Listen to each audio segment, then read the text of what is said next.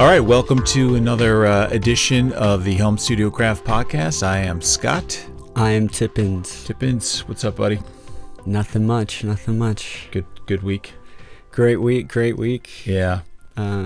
We're hoping to release some music by the end of the year. Nice. So are you guys going to do an EP or something, or an album? It might be like full, just release it all, and wow. we got 15 to 20 songs. Wow. But that's a lot of them are huge. like kind of still half baked, but I'm going like pedal to the metal to like make them sound decent before we put them out. Wow, that's fantastic. That's a lot of output, man. Yeah. Well, it's been like a year and a half, Right. 2 years of you guys almost. working together. Yeah. At least. Yeah. So, yeah. That's really exciting. Phase. Are you going to just put them all out at once, or do you think you'll stagger them? I think, so like I'm trying to maximize, or I'm trying to get on Spotify new artist playlists. Right. So I'm submitting. How are you doing that? So if you submit them to Spotify with enough leeway, like 2-3 weeks. Sure. I think a month is like ideal. I'm not sure what's ideal, but if you give them enough leeway, you can get on like Spotify new indie playlists or rock playlists. That's music. fantastic. So just giving that a shot. Right. But they're gonna if they like it, then they'll do it, right? Yeah. Yeah. And so I'm thinking about doing. We're thinking about doing 2 singles with it. I have made like 2 AI music videos for them. So How they come out? they're pretty cool. Yeah. They're pretty cool. I had a buddy of mine he did a bunch of AI videos for he's got a metal band. It was cool. I mean, it definitely fit the material. Yeah. Yeah, it takes a while. I think we've talked about it a little bit on here, but you gotta, edit each prompt and but it's fun, That's cool. Yeah, the marketing side of it is different, I do that like wig thing on social media sometimes. I think and it looks great. Yeah, I think it's You guys are funny, man. I get more views with the wig. Do you really? So yeah. Well, what is that telling you, man?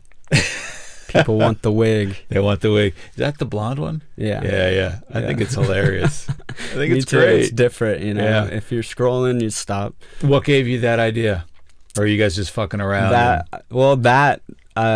Something different on social media than just looking like another guy in his bedroom playing. Right. You could do like lights or something, but that's expensive. I like that. Like a $10 wig. I like that video that you guys had where you're just kind of like sitting up front there with a wig on. Then there's Nunez in the back. Yeah, just do like great. backing vocals and acoustic. Yeah. Yeah, it was really funny. Yeah. I thought that was great. Yeah, it would definitely. It made me want to watch it. So I think it's something that makes people stop and they remember you as the wig guy. Or a lot of people think it's real. Like I've gotten comments before from like guys being like, "Cut your hair." Nice hair, dude. Yeah. They said, "Cut your hair." Yeah. On some guy on your Facebook reply? Marketplace. We were already arguing about something on Facebook Oh, really? Marketplace, and he was like, "Nice hair." I'm Nice like, hair. It's a wig. What a dork. Yeah. Right. But Anyway, we want to talk a little bit today about EQ, specifically the EQ8 app in Ableton and some of the most common EQ filters that are out there. So I know when I first started recording and mixing, like EQ was always, like the most challenging part of like getting started. So I think we could like today just kind of run over like some basic filters within EQ and what they're used for. So let's start off with 2 of the most confusingly named filters, high pass filter and low pass filter. Let's start off with a high pass filter. So whenever you see high pass filter or the acronym HPF, right, always think of low cut. High pass equals low cut. So you're letting the high frequencies pass, right? You're cutting the low frequencies. So this is a filter that's really useful for taming like really low end kick drum, or like taming the floor tom frequencies or the bass frequencies, or like a really big synth pad. So that kind of filter is really helpful. And while we're speaking of like a high pass filter, we can also speak to a low shelf, right? So when you're using a high pass filter, right, you're basically going to be cutting off like a hard cutoff at a certain frequency. So you can set that at like 200 hertz or 100 hertz or 40 hertz, wherever that is, wherever you feel that or wherever you hear that that low end is just a little bit too much. But so once you do that, you're not going to have anything below where that cutoff is. Now, a shelf is kind of a nice alternative to that, because you can still reduce the frequencies. Like, so say you apply the shelf starting at like, say, 200 hertz, right? And then you reduce down in decibels the other frequencies below 200. So those frequencies are still there, but you might be dropping them down by like 12 decibels or something, so they're not as, prevalent, right? So that's another way to tame it. And the converse of the high pass filter is the low pass filter. So low pass filter, or LPF, is the acronym, is basically going to be a high cut. So you're basically allowing the low frequencies to pass, and you're cutting off the high frequencies. Right. So like, when you guys are recording and you want to, kind of attenuate some of those maybe like harsh, cymbal sounds or something like that, just to kind of create some more room for the vocal or acoustic guitar or something like that, you could use a high pass filter. Right. And the same thing, you could use the high shelf. Right.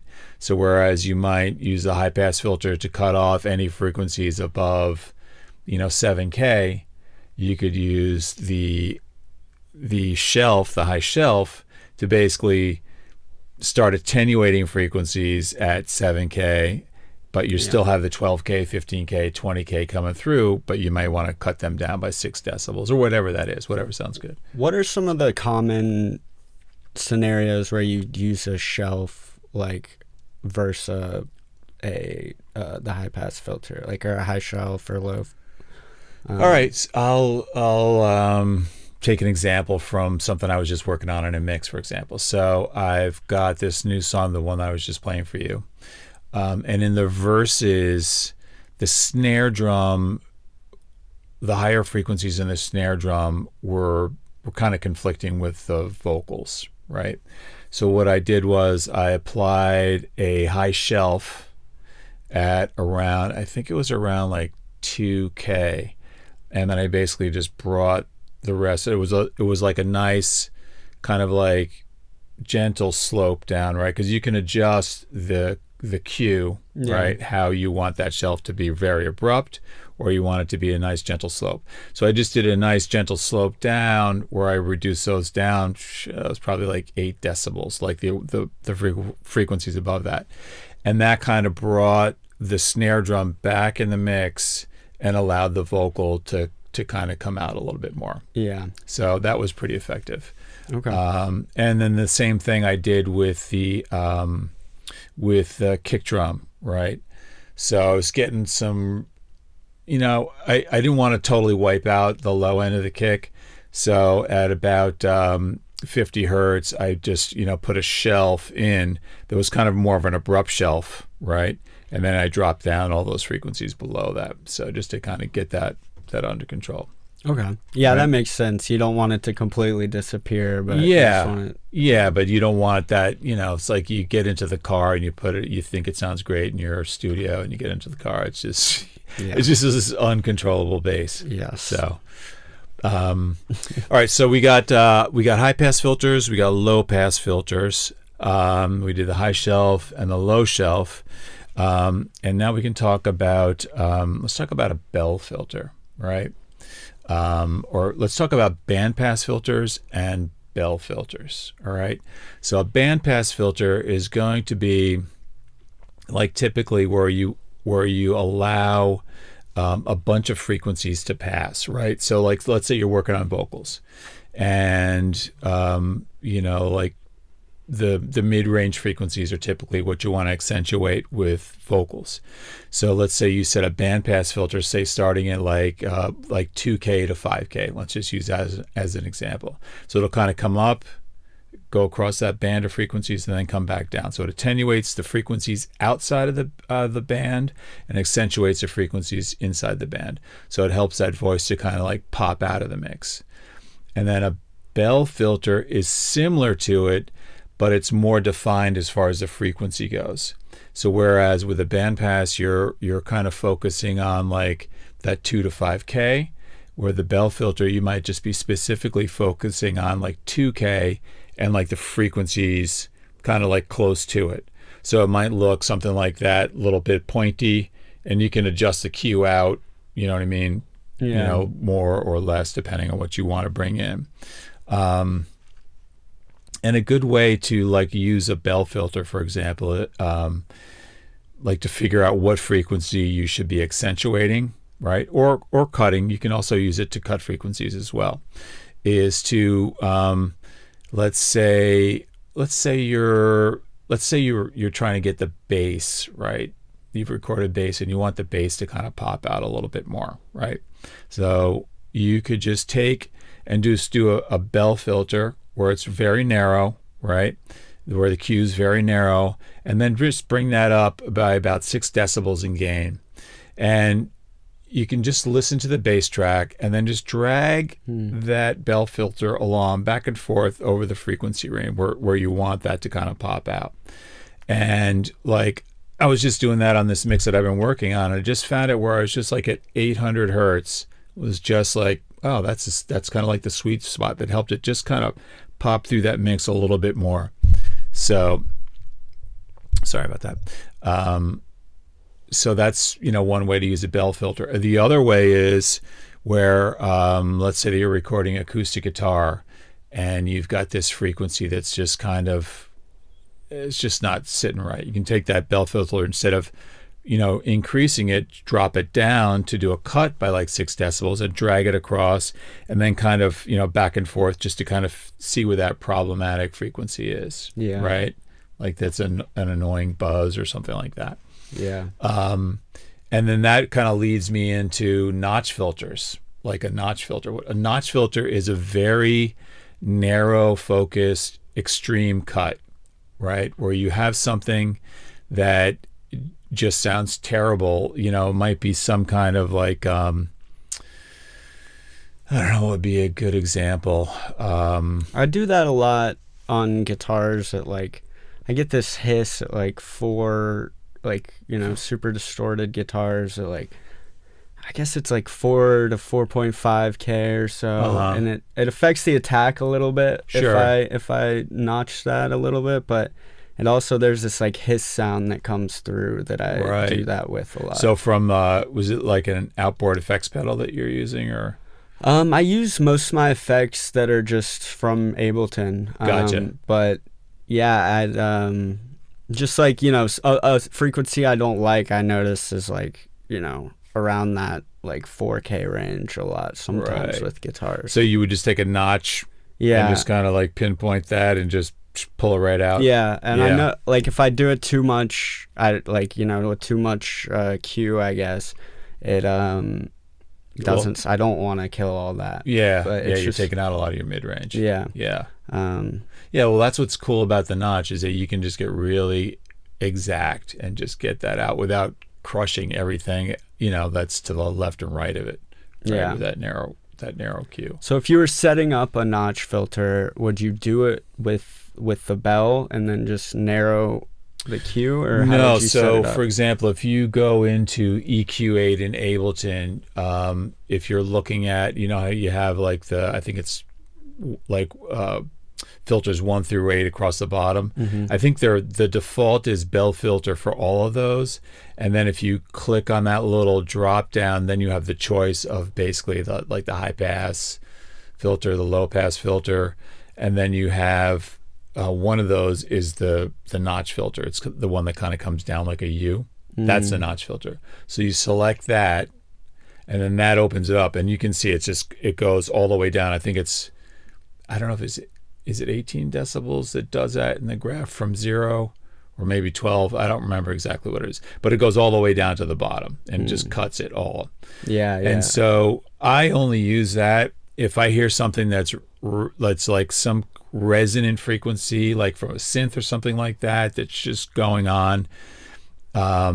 That's just muddying up the mix. I'll use that to cut. A lot of times I'll use it on guitars, so I usually only it's kind of like just, taking out the trash. Yeah. It's like getting rid of something that's annoying you in the mix.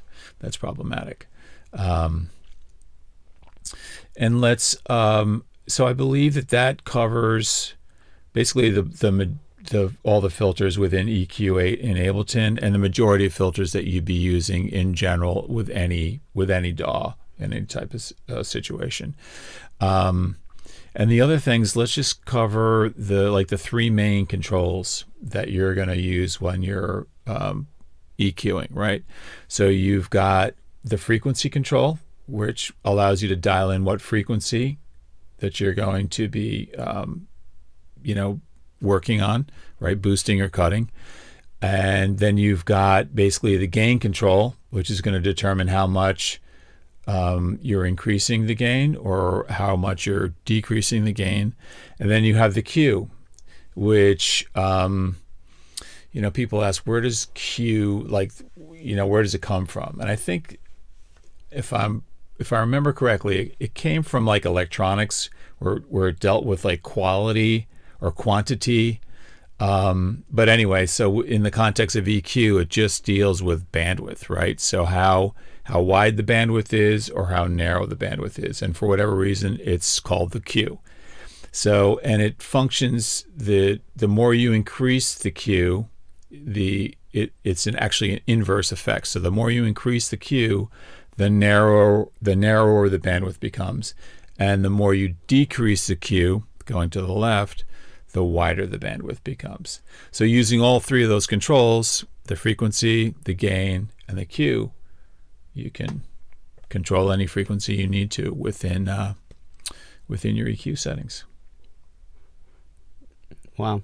Yeah, I thought I was I wasn't using the notch filter when I'm doing. I was using a bell filter and just cueing it down for my notches. You can get it to work the same, right? But that when you basically select the notch within EQ8, it drops it down immediately. Because the bell, you have to kind of like narrow it. Yeah. And the notch filter is already narrowed, and it's drastic. Yeah. So you do. And then you just make it a little like less extreme or whatever. Yeah. So. Okay. All right, so I think that wraps it up for the pod today. Yeah. Anything else you want to cover? You think we missed or anything? Or no, I think, I do. To identify like bad frequencies, I do that dragging thing, and I'm trying to get better bass sounds, and doing that with bass has helped me a lot. Yeah. Bass is always the challenge. Yeah. I feel like mine has always got a little. There'll be a few songs I have where I'm like the low end sounds great. Yeah. Clean. And I don't know what I did different. Like I'll try and replicate it, and it's. Well, so when you get those sounds that you like, right? Are you saving like the effects as a template then? Yeah, I feel like a lot of it is the EQ with that, but I feel like I'll do the same thing, and it's tough though. Like sometimes we use different bass amp plugins because we don't actually have a bass amp, right? So we're using different bass amp plugins, right? But are you guys going directly into your interface when you record the bass? Most of the time, yeah. I think what would really help you, and what kind of interface you use, the Scarlett. Yeah.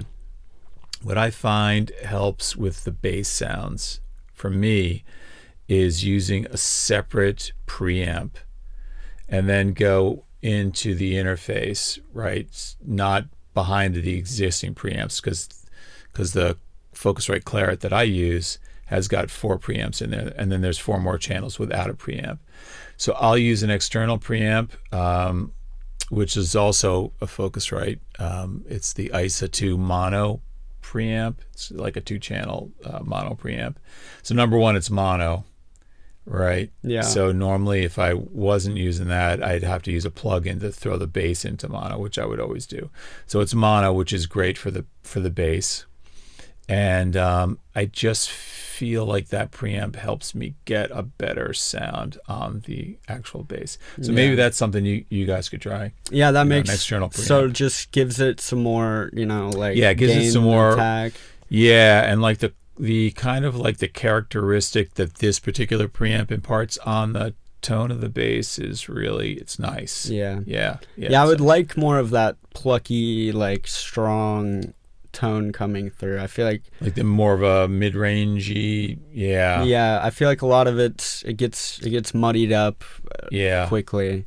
Have you ever tried to reamp it going into your guitar amp at all? We tried that and then blend it. Some of the songs we did that with Nunez's amp. How'd it sound? They sound pretty good. I don't remember which ones. I have to like go back through. Right. But from what I hear different things also every time I listen to it. You know what's cool is there's a Waves plugin called Bass Fingers. It's $29, and like sometimes I'm just having a hard problems getting like a good bass sound. I'll use that plugin. It definitely comes through better. And I think anybody who struggles with getting bass sounds, I'd recommend that plugin. So what is it? Is it like a MIDI bass? Yeah, it's a MIDI bass. Yeah. So you got your little keyboard controller. You've got the plugin. You pull up the plugin. It's got all the parameters you need to, like adjust the mechanical sound of the bass. It's got its own pedal board on there. So if you want to throw on some compression, That's nice. It's got like that, I use a free one called Moto Bass from IK, but you have to fight. You got to fight it to get a good sound. It is free. But I would recommend Bass Fingers. $29, you cannot go wrong. Yeah, totally worth it. And $29 bass guitar, basically. Yeah, great bass sounds. Yeah, it sounds really good. And there's a bunch of other plugins out there. None that I could personally vouch for, but because I like in Ableton. Like their synth bass sounds are good, but trying to get like if you wanted to like emulate a real like Fender precision bass or jazz bass, they just don't cut it. They're just not there. Yeah, when I use Moto Bass, like the bass sound I'm getting and usually going for, it's like a modern like you said, kind of like synth bass, like fuzzy MGMT thing. Sure, I'll do that with which I love. The sounds they get. Yeah, they're great. But it's not that, like you said, it's not that realistic, plucky bass sound. Yeah. So, all right, we'll catch you guys in a couple weeks. Peace. Peace.